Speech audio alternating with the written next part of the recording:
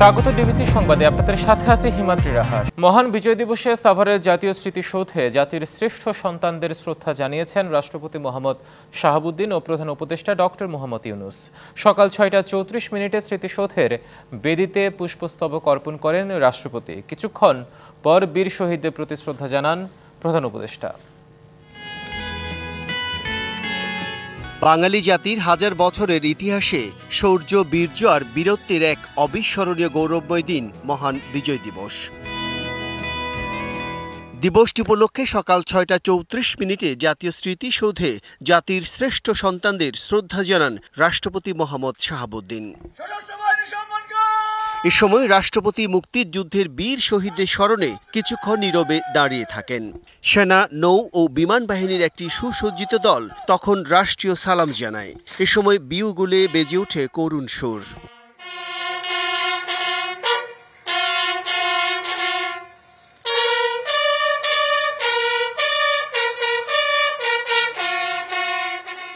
পরে জাতীয় স্মৃতিসৌধে শ্রদ্ধা নিবেদনের পর উপস্থিত যুদ্ধাহত মুক্তিযোদ্ধা ও শহীদ পরিবারের সদস্যদের সঙ্গে কুশল বিনিময় করেন রাষ্ট্রপতি। এ সময় স্মৃতিসৌধ প্রাঙ্গণে রাখা পরিদর্শন বইয়ে স্বাক্ষর করেন রাষ্ট্রপতি মোহাম্মদ শাহাবুদ্দিন। রাষ্ট্রপতির পর সকাল ৭টার কিছুক্ষণ পর বাংলাদেশ সফরে থাকা পূর্ব তিমুরের প্রেসিডেন্ট হোসে রামোস হোর্তাকে নিয়ে জাতীয় স্মৃতিসৌধের বেদিতে পুষ্পস্তবক অর্পণ করেন প্রধান উপদেষ্টা ডক্টর মোহাম্মদ ইউনূস। পরে প্রধান উপদেষ্টা পরিদর্শন বইয়ে সই করেন। রাষ্ট্রপতি ও প্রধান উপদেষ্টার পর অন্যান্য উপদেষ্টারা বীর শহীদের স্মৃতির প্রতি গভীর শ্রদ্ধা জানান। এরপর শহীদদের প্রতি শ্রদ্ধা জানান ৩ বাহিনীর প্রধান, বিভিন্ন দেশের রাষ্ট্রদূত ও কূটনৈতিক ও বিশিষ্ট নাগরিকেরা। পরে সাধারণ মানুষের শ্রদ্ধা নিবেদনের জন্য উন্মুক্ত করে দেওয়া হয় সাভার জাতীয় স্মৃতিসৌধ। Bijan Kumar Das, DBC news, Dhaka. মহান বিজয় দিবস উপলক্ষে জাতির উদ্দেশ্যে ভাষণ দেবেন প্রধান উপদেষ্টা প্রফেসর মোহাম্মদ ইউনূস। প্রধান উপদেষ্টা প্রেস উইং থেকে জানানো হয়, সকাল 10টায় বিটিভি ও বিটিভি ওয়ার্ল্ড তার এ ভাষণ সরাসরি সম্প্রচার করবে। এর আগে সোমবার সকালে সাভারের জাতীয় স্মৃতিসৌধে বীর শহীদদের প্রতি শ্রদ্ধা জানান রাষ্ট্রপতি, প্রধান উপদেষ্টা এবং পূর্ব তিমুরের প্রেসিডেন্ট। ২৪-এর বিজয় মানুষের স্বাধীনতার পূর্ণতা এনে দিয়েছে, এমন মন্তব্য করে তথ্য উপদেষ্টা নাহিদ ইসলাম বলেন, এখন আওয়ামী ফ্যাসিবাদ মুক্ত বিজয়ের স্বাদ উপভোগ করছে জনগণ। আর স্থানীয় সরকার উপদেষ্টা আসিফ মাহমুদ সজীব ভূঁইয়া বলেছেন, দেশবাসীকে সাথে নিয়ে সুন্দর বাংলাদেশ গড়ার প্রত্যয় সফল করতে চাই সরকার। উপদেষ্টা মাহফুজ আলম বলেছেন, রাষ্ট্রকে পুনর্গঠনের সুযোগ তৈরিতে যাতে কোনো অবহেলা করা না হয় এবং সেদিকে খেয়াল রাখতে হবে। সাভার জাতীয় স্মৃতিসৌধে বীর শহীদদের শ্রদ্ধা জানাতে সে কথা জানান তারা। আওয়ামী ফ্যাসিস্ট মুক্ত দেশে জনগণ প্রকৃত বিজয়ের স্বাদ অনুভব করছে এবং ইনশাল্লাহ আমাদের এবারের বিজয় এবং এবারের স্বাধীনতা আমরা রক্ষা করব এবং একটি ফ্যাসিস্ট মুক্ত আধিপত্যবাদ মুক্ত বাংলাদেশ থাকবে, নতুন বাংলাদেশ। আমাদের এই স্বাধীনতা এবং মুক্তির যে সংগ্রাম, এই চলমান সংগ্রামে আমরা দেশবাসীকে সাথে নিয়ে একটা সুন্দর বাংলাদেশ গড়ার যে প্রত্যয় তা সফল করতে চাই। অনেক মা বোনের সম্ভ্রমহানির বিনিময়ে আমরা যেই ৭১-এ যেই রাষ্ট্র পেয়েছিলাম, এই রাষ্ট্রকে পুনর্গঠনের সুযোগ আমরা যাতে কোনোভাবে অবহেলা না করি। দর্শক, সাভারের জাতীয় স্মৃতিসৌধে শ্রদ্ধা ভালোবাসায় স্মরণ করা হচ্ছে জাতির শ্রেষ্ঠ সন্তানদের। সেখানে আছেন সহকর্মী জাকারিয়া আহমেদ, তিনি আমাদের সাথে সরাসরি যুক্ত হচ্ছেন। জাকারিয়া, বিজয় দিবসের শুভেচ্ছা আপনাকে। জাকারিয়া ছাড়াও সেখানে আছেন আমাদের আরেক সহকর্মী সুলতানা স্বর্ণা। আমরা আগে জাকারিয়ার কাছে যাব। জাকারিয়া, সেখানে সাধারণ মানুষের শ্রদ্ধা জানাতে আসা সাধারণ মানুষের ভালোবাসা উচ্ছ্বাস কেমন দেখছেন? স্মৃতিসৌধে এবং যেটি বলছিলাম এর আগেও, যে বাংলাদেশের ৫৪তম জন্মদিন আজ। ১৯৭১ সালের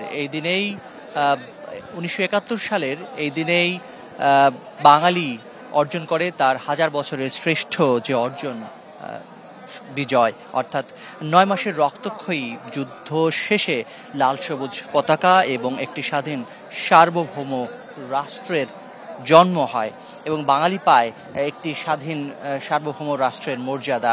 এবং সেই বীর শহীদদের শ্রদ্ধা জানাতে জাতি কৃতজ্ঞ চিত্তে স্মরণ করছে সেই ৭১-এর শহীদদের এবং বিনম্র শ্রদ্ধায় স্মরণ করছে তাদের। জাতীয় স্মৃতিসৌধে তাই আমরা দেখতে পাচ্ছি সহস্র জনতার ঢল। রাষ্ট্রীয় আনুষ্ঠানিকতার পরেই এই জাতীয় স্মৃতিসৌধের দুয়ার খুলে দেওয়া হয়েছে সবার জন্য এবং তারপর থেকেই আমরা দেখতে পাচ্ছি যে ভিড় বাড়ছে, সব বয়সের মানুষ এখানে উপস্থিত হচ্ছে, স্মরণ করছে তাদের সেই বীর শহীদদের।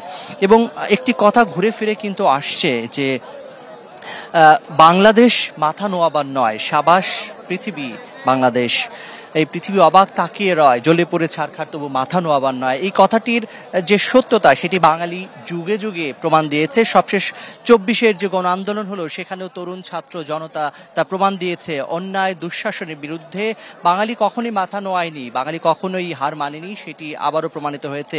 যার স্বপ্ন সারথি ছিলেন ৭১-এর বীর শহীদেরা, সেই বীর শহীদদের যে রক্তঋণ সেটি শোধ করার তাগিদেই আজ ভোরের আলো ফোটার সঙ্গে সঙ্গেই জাতি বেরিয়ে পড়েছে এই স্মৃতিসৌধের উদ্দেশ্যে শ্রদ্ধা জানানোর জন্য। শুধু এই সাভারের এই যে স্মৃতিসৌধের ৮৪ একর জায়গায় নয়, পুরো বাংলাদেশই আজ স্মৃতিসৌধে পরিণত হয়েছে। সমগ্র বাংলাদেশ আজ অবনত বীর শহীদদের প্রতি। এবং আমরা এখানে যারা এসেছেন তাদের অনেকের সঙ্গেই কথা বলার চেষ্টা করেছি, তারাও যেটি বলছেন যে শুধুমাত্র শ্রদ্ধা নিবেদনের মধ্য দিয়েই যেন এই আনুষ্ঠানিকতা না থাকে, অর্থাৎ ৭১-এর যে চেতনা, যে স্বপ্ন মুক্তিযোদ্ধারা দেখেছিলেন, বীর শহীদেরা দেখেছিলেন, সেই স্বপ্ন যেন বাস্তবায়ন করা যায়। এবং সেই স্বপ্নের বাস্তবায়নের জন্যই এবং সেই স্বপ্ন বাস্তবায়নের জন্য আমরা দেখতে পেয়েছি ২৪-এর জুলাই অভ্যুত্থানে তরুণ ছাত্র জনতা এবারও রক্ত দিয়েছে, এবারও প্রাণ দিয়েছে। এই যে বাঙালি জাতি আবার প্রয়োজনে এক হতে পেরেছে, এই ঐক্য যেন অটুট থাকে, এই একতা যেন যুগ যুগ ধরে মানে একেবারে জাগ্রত থাকে দুঃশাসন অনিয়মের বিরুদ্ধে। এবং এই প্রত্যয় এবং এই প্রত্যাশার কথা বলার পাশাপাশি জাতি স্মরণ করছে তাদের সেই দামাল ছেলেদের। ৭১-এর যে বার্তা দিয়ে গেছেন। জাকারিয়া আহমেদ, আপনাকে ধন্যবাদ আমাদের সাথে যুক্ত হওয়ার জন্য। আমাদের আরেক সহকর্মী সুলতানা স্বর্ণা আছেন সেখানে। স্বর্ণা, বিজয় দিবসের শুভেচ্ছা আপনাকে। আপনার কাছ থেকে যে বিষয়টি জানতে চাই, সহকর্মী জাকারিয়া আহমেদ যেমনটি জানাচ্ছিলেন, সব শ্রেণী পেশার মানুষের পথ আজ এসে মিলে গেছে সেই স্মৃতিসৌধে, সাভার স্মৃতিসৌধে।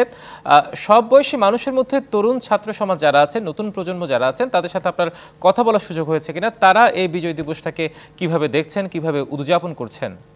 তো আসলে জানাতে চাই আপনাকে বিজয় দিবসের শুভেচ্ছা, এবং তার পাশাপাশি আপনাকে আসলে আমার সহকর্মীর মাধ্যমে দেখাতে চাই আমার পেছনে কিন্তু আপনারা হয়তো বা লক্ষ্য করতে পাচ্ছেন একদম শহীদ বেদির পাশে কিন্তু আমরা দাঁড়িয়ে আছি। এবং এই পর্যন্ত কিন্তু লোকে লোকারণ্য হয়ে গেছে এবং গত কয়েক বছরের মতনই কিন্তু আমরা দেখতে পাচ্ছি তরুণ শুধুমাত্র স্কুল, কলেজ, ইউনিভার্সিটি নয়, বিভিন্ন শ্রেণী পেশার, জাতি, ধর্মের নাগরিকরা কিন্তু এখানে এসেছেন এবং তারা কিন্তু এসে পুষ্পস্তবক অর্পণ করছেন। এবং প্রধান উপদেষ্টা চলে যাবার পর থেকে কিন্তু শুরু হয়েছে এই পুষ্পস্তবক অর্পণ যে প্রক্রিয়া, সেই প্রক্রিয়া। এবং তার সাথে যদি যুক্ত করি, আমরা সকাল থেকে বিভিন্ন বয়সীদের সাথে আসলে কথা বলার চেষ্টা করেছি এবং তারা কিন্তু বারংবারই আমাদেরকে কয়েকটি জিনিস আসলে নিশ্চিত করেছেন যে যেহেতু এটি গণ অভ্যুত্থান পরবর্তী একটি সময় এবং গণ অভ্যুত্থান পরবর্তী প্রথম বিজয় দিবস, তাই কিন্তু তাদের কথায় আমরা কয়েকটি পংক্তি বারংবারই আমরা শুনতে পেয়েছি। প্রথমত, তারা সকলেই চায় রাষ্ট্র সংস্কার হোক, যে সকল ক্ষেত্রে সংস্কার প্রয়োজন সেই সকল সংস্কার করে পর্যাপ্ত সংস্কারের পর একটি গণতান্ত্রিক দেশ হিসেবে নির্বাচনের যেমন তারা প্রত্যাশা করছেন, তার পাশাপাশি আমরা বিভিন্ন সময় যেসব নতুন ভোটারদের সাথে কথা বলেছি তারাও কিন্তু বারংবার একই কথা বলেছেন যে তারা চান অন্তর্বর্তী সরকার সংস্কারের পরে একটি সঠিক নির্বাচন দিক। এবং তার পাশাপাশি যদি রাজনৈতিক মতাদর্শের বাইরের কথা বলি, আমরা যখন তরুণদের সাথে কথা বলেছি তারা কিন্তু আমাদেরকে বারংবারই আশ্বস্ত করেছেন যে তারা চান মুক্তিযোদ্ধাদের যে চেতনা, সেই চেতনাকে ধারণ করে তারা কিন্তু নতুন করে রাষ্ট্রকে ঢেলে সাজাতে চান এবং রাষ্ট্রের প্রতিটি ক্ষেত্রে তারা চান মুক্তিযুদ্ধর প্রতিটি চেতনা এবং প্রত্যেকের যে বাসনা থেকে আসলে যুদ্ধের বৈষম্যহীনভাবে মুক্তিযোদ্ধারা ঝাঁপিয়ে পড়েছিলেন, অর্থাৎ কোনো জাতি গোত্র বর্ণ নির্বিশেষে সকলে যেমন দেশের তরে যুদ্ধ করেছিলেন, সেই বৈষম্যহীন একটি রাষ্ট্রকে প্রতিষ্ঠিত করতে যতটুকু প্রয়োজন, যা প্রয়োজন সকল কিছু করতেই কিন্তু তরুণরা প্রস্তুত। প্রয়োজনে তারা আবারও রক্ত দিতে প্রস্তুত, এমন কথাও কিন্তু তাদের মুখে আমরা বারংবারই শুনেছি। হিমাদ্রি, এই ছিল বর্তমানে আমার কাছে সাভারের স্মৃতিসৌধ থেকে সবশেষ। পরবর্তী সংবাদে হয়তো বা আরো বিস্তারিত জানাতে পারবো। নিশ্চয়ই সুলতানা স্বর্ণা, আপনাকে অসংখ্য ধন্যবাদ আমাদের সাথে যুক্ত হওয়ার জন্য। এবার আমরা একটু চোখ ফেরাতে চাই চট্টগ্রামের দিকে, রাজধানীর বাইরে চট্টগ্রামে। আমরা চট্টগ্রামে যাব। চট্টগ্রামে আমার সহকর্মী মুজিবুল হক। মুজিব, চট্টগ্রামের শহীদ বেদিতে সকাল থেকে বিভিন্ন বয়সী মানুষের শ্রদ্ধা নিবেদনের চিত্র সেখানে কেমন দেখছেন? হিমাদ্রি, চট্টগ্রামের যে কাঠঠলিতে অস্থায়ী শহীদ মিনার নির্মাণ করা হয়েছে চট্টগ্রাম জেলা প্রশাসনের পক্ষ থেকে, এখানে খুব ভোরেই মূলত ভোরের আলো ফোটার সাথে সাথে ৩১ বার তোপধ্বনির মধ্য দিয়ে জাতির যে বীর শ্রেষ্ঠ সন্তানদের শ্রদ্ধা জানানোর যে আনুষ্ঠানিকতা সেটি শুরু হয়। এরপরেই বলে পুলিশের একটি চৌকস দল এখানে যে আনুষ্ঠানিকতা সেটি শুরু করে। এরপর পরেই মূলত চট্টগ্রামের জেলা প্রশাসক, বিভাগীয় কমিশনার, চট্টগ্রামের মেয়র সহ চট্টগ্রামের যারা পুলিশ এবং প্রশাসনের ঊর্ধ্বতন কর্মকর্তারা রয়েছেন তারা এখানে শ্রদ্ধা নিবেদন করেন। এরপর পরই মূলত সাধারণ মানুষের জন্য এখানে এটি উন্মুক্ত করে দেওয়া হয়। এরপর পরে আমরা দেখেছি চট্টগ্রামের যে সমস্ত সামাজিক সাংস্কৃতিক সংগঠনগুলো রয়েছে সেই সংগঠনের পক্ষ থেকে ক্ষণে ক্ষণে এখানে শ্রদ্ধা নিবেদন করা হচ্ছে। মূলত আমরা এখানে যারা প্রশাসনের কর্মকর্তারা ছাড়াও যারা মুক্তিযোদ্ধা থেকে শুরু করে যারা এসছেন তাদের কাছ থেকে জানতে চেয়েছি যে ৭১-এর যে মুক্তিযুদ্ধের চেতনা, যে লক্ষ্য উদ্দেশ্যকে সামনে রেখে মুক্তিযুদ্ধ আসলে সেটা হচ্ছে যে অস্থায়ী স্মৃতিসৌধ নির্মাণ করা হচ্ছে সেটি শহরের বাইরে অনেকটা, তো সেই কারণে সেখানে মানুষের ঢল কেমন দেখছেন? যেটা শহরের মধ্যে শহীদ মিনার ছিল সেখানে শ্রদ্ধা জানাতো মানুষ আগে, কিন্তু এটি শহরে একটু বাইরে হয়ে যাওয়াতে সেখানে মানুষের ঢলের কোনো কমতি আছে কিনা? সময়ে যে সেই অর্থাৎ মুক্তিযুদ্ধ এবং ২৪-এর অভ্যুত্থানে যে এক ধরনের শোষণমুক্ত বাংলাদেশ গড়ার জন্য একটি আন্দোলন আসলে হয়েছে, সেই বৈষম্যমুক্ত সাম্যের ভিত্তিতে বাংলাদেশ, একটি ন্যায্যতার ভিত্তিতে বাংলাদেশ গড়বার জন্য সবার কণ্ঠে এক ধরনের প্রত্যয় আমরা দেখেছি এবং সবাই আসলে জানিয়েছেন যে সবার ঐক্যবদ্ধ প্রচেষ্টার মধ্য দিয়ে মহান মুক্তিযুদ্ধের যে চেতনা, সাম্য সমতা এবং মানবিক মর্যাদা বোধের ভিত্তিতে যে আসলে যুদ্ধ হয়েছে এবং মহান বিজয় অর্জিত হয়েছে, সেই বিজয় অক্ষুণ্ণ রাখার জন্য সবাইকে সম্মিলিতভাবে আসলে চেষ্টা করে যেতে হবে। তো পুরো চট্টগ্রামে আরও নানা আনুষ্ঠানিকতা রয়েছে, আলোচনা সহ দোয়া মাহফিল, বিভিন্ন আনুষ্ঠানিকতা রয়েছে। তো বলা চলে যে নানা আনুষ্ঠানিকতার মধ্য দিয়ে বন্দরনগরীতে মহান মুক্তিযুদ্ধে যে শহীদদের আসলে স্মরণ করা হচ্ছে। তো এই ছিল আমার কাছ থেকে চট্টগ্রামের খবরাখবর। মুজিব, ধন্যবাদ আপনাকে, সেই সাথে বিজয়ের শুভেচ্ছা। দর্শক, নরসিংদীতে বিজয় দিবস উপলক্ষে চলছে বিজয় মেলা। সেখান থেকে যুক্ত হচ্ছেন সহকর্মী তোফায়েল আহমেদ স্বপন। স্বপন, শুধু শ্রদ্ধা ভালোবাসায় তাদেরকে স্মরণ নয়, সে সাথে উদযাপন করা হচ্ছে বিজয় মেলারও। কেমন দেখছেন সেখানে মানুষের সমাগম?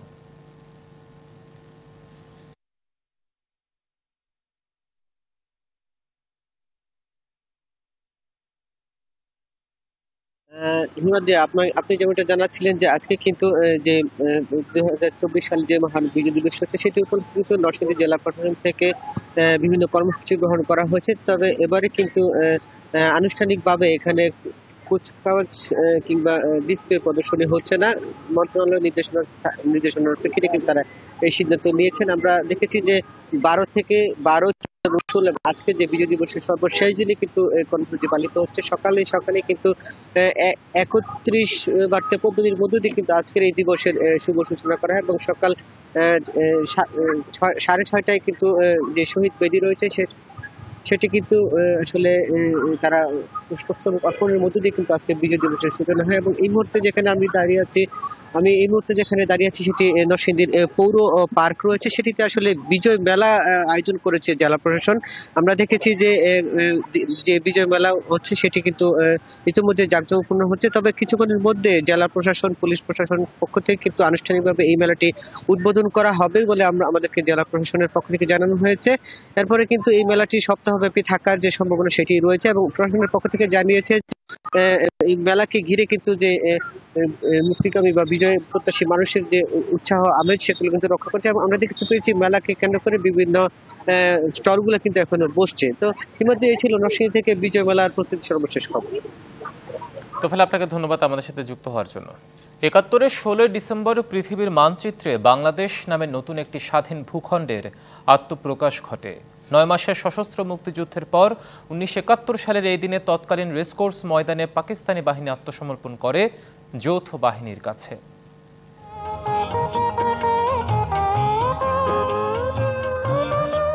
বাঙালি জাতির হাজার বছরের বীরত্বের এক অবিস্মরণীয় গৌরবময় দিন আজ। পৃথিবীর মানচিত্রে বাংলাদেশের নামে একটি স্বাধীন ভূখণ্ডের নাম জানান দেওয়ার দিন। তবে এই বিজয় অর্জনের পেছনে রয়েছে রক্ত, ত্যাগ ও সংগ্রামের বহুমাত্রিক গল্প। ৫২'র ভাষা আন্দোলন, এরপর ধাপে ধাপে ইতিহাসের সব উত্তাল গুরুত্বপূর্ণ দিন, তারপর এলো ৭১। তবে বিজয় ইতিহাসের এসব ধাপ ছিল নানা প্রতিকূলতা ও চ্যালেঞ্জে ভরপুর। সাম্য, মানবিক মর্যাদা এবং ন্যায় বিচার, এই তিনটি লক্ষ্যের কোনোটি কিন্তু অর্জন করতে পারিনি। পরিবর্তনটা যদি আমরা সবাই দেশপ্রেমিক হই, মহৎ আদর্শে উদ্বুদ্ধ হই, যদি আমরা একে অপরের প্রতি রাজনৈতিকভাবে শ্রদ্ধা থাকে, তাহলে আমরা কিন্তু সম্মিলিতভাবে সিদ্ধান্ত নিয়ে দেশটাকে একটা ওই লক্ষ্যের দিকে এগিয়ে নিতে পারি। ৫৩ বছরে দেশের প্রাপ্তি আর অপ্রাপ্তি নিয়েও রয়েছে নানা পর্যবেক্ষণ। আমরা বীরের জাতি, আমরা লড়াই করে বিজয় অর্জন করি, কিন্তু আমরা দুর্ভাগা জাতি, অর্জিত বিজয় আমরা ধরে রাখতে পারি না। আমি দৃঢ়ভাবে বিশ্বাসী যে সাময়িকভাবে আমাদের কাছ থেকে হয়তো অনেক অর্জন যেটা সম্ভব ছিল আমরা করতে পারিনি, কিন্তু সেই বিজয় আবার ফিরে আসবে আমাদের কাছে। ৫৩ বছর পেরিয়ে ৫৪তম বিজয় দিবস উদযাপন করছে জাতি। বিজয় দিবসে দিনব্যাপী রয়েছে নানা কর্মসূচি। Mohaiminul Khan Apu, DBC news, Dhaka. ৯ মাসের রক্তক্ষয়ী সংগ্রামের মধ্য দিয়ে অভ্যুদয় ঘটে স্বাধীন বাংলাদেশের। তবে ৫৩ বছর পরও অধরা কাঙ্ক্ষিত অর্জন। তাই তরুণ প্রজন্মের রয়েছে অনেক প্রত্যাশা। ২৪-এর গণঅভ্যুত্থানের পর দেশের শিক্ষা, স্বাস্থ্য সহ বিভিন্ন খাতে সংস্কার ও দুর্নীতিমুক্ত বাংলাদেশ করার প্রত্যয় তাদের বুকে।